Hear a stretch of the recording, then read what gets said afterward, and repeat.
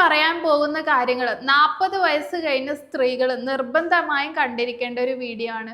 പലപ്പോഴും നിങ്ങൾ ശ്രദ്ധിച്ചു കാണും, ഒരു പ്രായമാകുമ്പോഴേക്കും ഒരു 40-50 വയസ്സ് കഴിയുമ്പോഴേക്കും നിങ്ങൾ അമ്മമാർക്കൊക്കെ ചെറിയൊരു അസുഖം വരുമ്പോഴേക്കും അത് എന്തെങ്കിലും മാറാരോഗമാണോ അല്ലെങ്കിൽ ക്യാൻസർ ആണോ അങ്ങനെ എന്നുള്ളൊരു അമിതമായിട്ടുള്ളൊരു ടെൻഷൻ കാണും.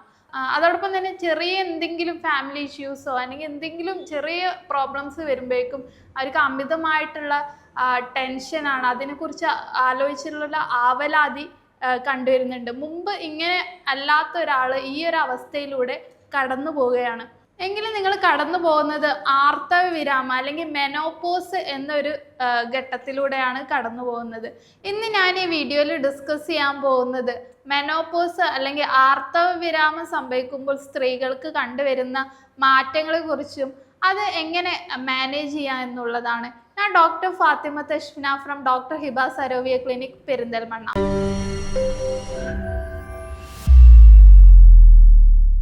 ആർത്തവ വിരാമം അല്ലെങ്കിൽ മെനോപോസ് എന്ന് പറയുന്നത് ഒരു സ്ത്രീ അവരുടെ ജീവിതത്തിൽ നിർബന്ധമായിട്ടും ഫേസ് ചെയ്യേണ്ട ഒരു ഘട്ടമാണ്. ആ ടൈമിൽ അവർക്ക് ശാരീരികമായിട്ടും അതുപോലെ മാനസികമായിട്ടും ഒരുപാട് ബുദ്ധിമുട്ടുകൾ അനുഭവിക്കുന്ന ഒരു സമയം കൂടിയാണ്. ഇപ്പൊ എന്താണ് ഈ ആർത്തവ വിരാമം എന്നുകൊണ്ട് ഉദ്ദേശിക്കുന്നത്? ഇപ്പൊ റെഗുലർ ആയിട്ട് ഒരു സ്ത്രീക്ക് പീരിയഡ്സ് ആവുന്ന ഒരു സ്ത്രീ ആണെന്നുണ്ടെങ്കിൽ ഒരു 45 അല്ലെങ്കിൽ ഒരു 55 വയസ്സിനിടക്ക് അവരുടെ പീരിയഡ്സിൽ ഇറഗുലാരിറ്റി സംഭവിക്കുകയും ഒരു വർഷമായിട്ട് അവർക്ക് പീരിയഡ്സ് സ്റ്റോപ്പ് ചെയ്യുകയും ചെയ്യുകയാണെന്നുണ്ടെങ്കിലാണ് ആർത്തവവിരാമം സംഭവിക്കുന്നത്. അപ്പോൾ ഇതിൻ്റെ തൊട്ട് മുമ്പ് അല്ലെങ്കിൽ ആ ടൈമിലും ഒരുപാട് ചേഞ്ചസ് മാനസികമായിട്ടും ശാരീരികമായിട്ടും ഒരുപാട് ചേഞ്ചസിലൂടെയാണ് അവർ കടന്നു പോകുന്നത്. പിന്നെ ചില സ്ത്രീകൾ കാണുന്നുണ്ടെങ്കിൽ ഒരു 40 വയസ്സിന് മുമ്പ് തന്നെ ഈ മെനോപോസ് സംഭവിക്കാം. അതിൻ്റെ ഒരു പ്രധാന കാരണം എന്ന് പറയുന്നത് ജെനറ്റിക് ആയിട്ടുള്ളതാണ്. അതായത് അവരുടെ അമ്മമാർക്കോ സഹോദരങ്ങൾക്കോ ഇതുപോലെ നേരത്തെ പീരിയഡ്സ് സ്റ്റോപ്പ് ആയിട്ടുണ്ട് എന്നുണ്ടെങ്കിൽ അവർക്കും അതിനുള്ള ഒരു ചാൻസ് വളരെ കൂടുതലാണ്. അതോടൊപ്പം എന്തെങ്കിലും ഓട്ടോ ഇമ്മ്യൂൺ ആയിട്ടുള്ള അസുഖങ്ങൾ, തൈറോയിഡ് പോലെയുള്ള ഓട്ടോ ഇമ്മ്യൂൺ അസുഖങ്ങളുള്ളവരിലും ഗർഭപാത്രം താഴേക്ക് ഇറങ്ങുന്ന അല്ലെങ്കിൽ ഗർഭപാത്രത്തിൽ മുഴയുള്ളവർക്കോ ഒരു 40 വയസ്സ് ഉള്ളൊരു ടൈമിൽ അങ്ങനെയുള്ള ബുദ്ധിമുട്ടുകൾ സിവിയർ ആയിട്ട് കണ്ടുവരുന്നവരിൽ ഈ യൂട്രസും അതുപോലെ തന്നെ അവരുടെ അണ്ടാശയൊക്കെ റിമൂവ് ചെയ്യേണ്ട, ഹിസ്റ്റക്ടമി ചെയ്യേണ്ട, അതേപോലെ ഊഫറക്ടമി ചെയ്യേണ്ട അവസ്ഥയിൽ വരുന്നുണ്ട്.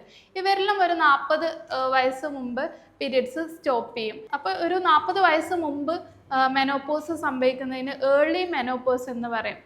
പൊതുവെ മെനോപോസിൻ്റെ ഒരു ഏജ് എന്ന് പറയുന്നത് ഒരു 45 അല്ലെങ്കിൽ 55 വയസ്സിൻ്റെ ഇടക്കാണ് മെനോപോസ് സംഭവിക്കുന്നത്. ഇതിൽ ഏറ്റവും പ്രധാനപ്പെട്ട ഏറ്റവും പേഷ്യൻസ് കൂടുതലായിട്ട് അവരെ ബുദ്ധിമുട്ടിക്കുന്ന ഒരു കാര്യം പറയുന്നത് ഹോട്ട് ഫ്ലഷസ് ആണ്. അതായത് ശരീരം മുഴുവൻ അവർക്ക് ചുട്ടു നീറുന്ന പോലെ ഒരു അവസ്ഥ, പിന്നെ ചിലപ്പോൾ രാത്രിയിലൊക്കെ അമിതമായിട്ട് വിയർത്ത് അവർ എഴുന്നേൽക്കേണ്ടി വരിക. അതുപോലെ തന്നെ ഈ ഒരു ടൈമിൽ അവരുടെ നെഞ്ചെടുപ്പ് കൂടുതലായിട്ട് കൂടുന്നത്, ഒരു പാൽപിറ്റേഷൻ, ഹാർട്ട് ബീറ്റ് കൂടുതലായിട്ട് കൂടുന്നത് അവർക്ക് വളരെ ബുദ്ധിമുട്ടായിട്ട് പറയാറുണ്ട്. പലപ്പോഴും എന്തെങ്കിലും ജോയിൻറ്റ് കംപ്ലയിൻസോ അല്ലെങ്കിൽ വേറെ എന്തെങ്കിലും ബുദ്ധിമുട്ട് കാണിക്കാൻ വരുന്നതായിരിക്കും ഇത് അവരെ നല്ല രീതിയിൽ അവരെ എഫക്റ്റ് ചെയ്യുന്ന കാര്യം. ഇതിന് കാരണം എന്ന് പറയുന്നത് ഈ ഒരു ടൈമിൽ, അതായത് ഈ മെനോപോസ് ടൈമിൽ അവരുടെ ശരീരത്തിലുള്ള ഈസ്ട്രജൻ അല്ലെങ്കിൽ പ്രൊജസ്ട്രോൺ, അതായത് അണ്ടാശയങ്ങളിൽ നിന്ന് പുറപ്പെടുവിക്കുന്ന ഈ ഹോർമോൺസിൻ്റെ അളവ് ശരീരത്തിൽ വളരെ അധികം കുറയും.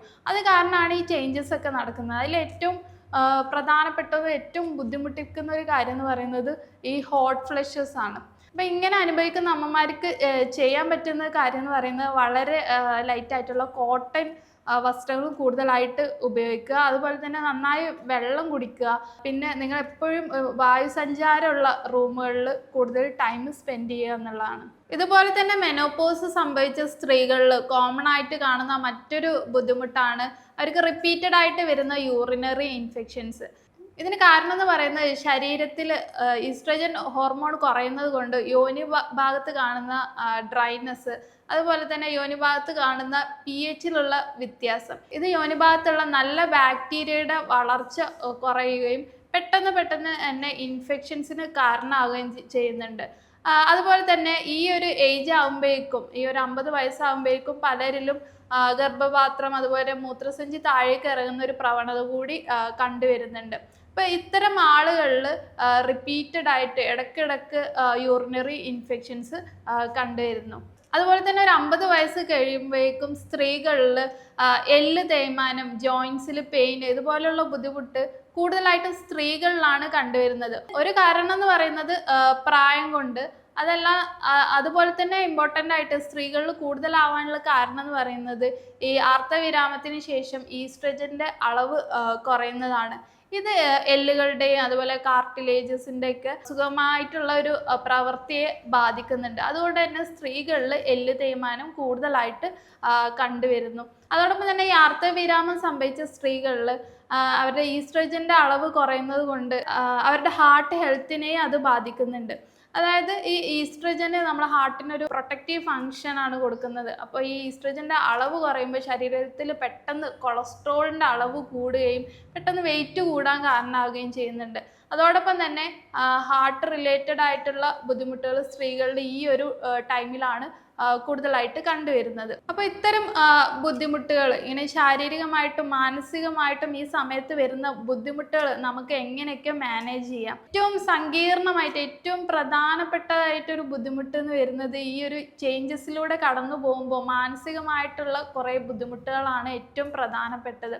അതായത് ഈ ഒരു ഹോർമോണൽ ഇംബാലൻസ് കാരണം അവർക്ക് ഒരുപാട് ചേഞ്ചസ് വരുന്നുണ്ട്. അതോടൊപ്പം തന്നെ പലപ്പോഴും ഈ ഒരു ടൈമിലായിരിക്കും അവർ ജീവിതത്തിൽ ഒറ്റപ്പെട്ടു പോകുന്നത്. അതായത് ഇപ്പോൾ ജോലി ചെയ്യുന്നവരാണെന്നുണ്ടെങ്കിൽ ഒരു റിട്ടയർമെൻറ്റ് ലൈഫോ, അതല്ലാന്നുണ്ടെങ്കിൽ മക്കള് ജോലി ആവശ്യാർത്ഥോ, അതല്ല പഠന ആവശ്യാർത്ഥോ പുറത്തേക്ക് പോവുകയാണെന്നുണ്ടെങ്കിൽ ഇവർ വീട്ടിൽ ഒറ്റപ്പെട്ടു പോവുകയാണ്. അതായത് ഈ ജീവിത സാഹചര്യം ഒപ്പം തന്നെ ഈ ഹോർമോണൽ മാറ്റവും കൊണ്ട് അവർക്ക് ഒറ്റപ്പെട്ടു പോകുമ്പോൾ കൂടുതലായിട്ട് ചിന്തകൾ കാര്യങ്ങൾ കൂടും. ചെറിയ കാര്യങ്ങൾ വരുമ്പോഴേക്കും അവർക്ക് ഭയങ്കര ആൻസൈറ്റി, ഭയങ്കര ടെൻഷനും കാര്യങ്ങളും അവർ കാണിക്കും. അപ്പോൾ ഈ ഒരു സമയത്ത് നമുക്ക് ചെയ്യാൻ പറ്റുന്നത് കൂടുതലായിട്ട് സോഷ്യലൈസ് ചെയ്യുക എന്നുള്ളതാണ്. അതിനെ അവർ കൂടുതലായിട്ട് പ്രോത്സാഹിപ്പിക്കുക.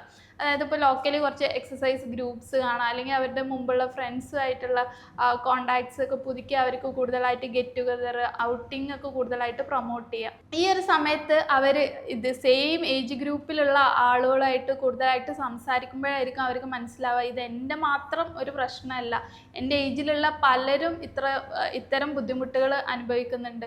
ഇപ്പോൾ ടെൻഷൻ ആയെങ്കിലും അല്ലെങ്കിൽ ഈ ഹോട്ട് ഫ്ലഷസിൻ്റെ ബുദ്ധിമുട്ടുകൾ എൻ്റെ മാത്രം ബുദ്ധിമുട്ടല്ല, എൻ്റെ ഏജിലുള്ള പലരും അനുഭവിക്കുന്ന ഒരു കാര്യമാണെന്ന് മനസ്സിലാക്കുന്നതോട് ആ ഒരു ടൈമിൽ തന്നെ അവർക്ക് ഒരു പരിധി വരെ ആശ്വാസം കിട്ടും. പിന്നെ അവർക്ക് ഇഷ്ടപ്പെട്ട ചിലപ്പോൾ കുട്ടിക്കാലത്ത് അവർക്ക് ഇഷ്ടപ്പെട്ട പല കാര്യങ്ങളും അവർക്ക് പിന്നീട് അങ്ങ് തുടർന്ന് പോകാൻ കഴിയാത്ത കുറേ കാര്യങ്ങളുണ്ടാവും. ചിലർക്ക് ചിത്രം വരയ്ക്കുന്നതായിരിക്കും, വായനകളായിരിക്കാം.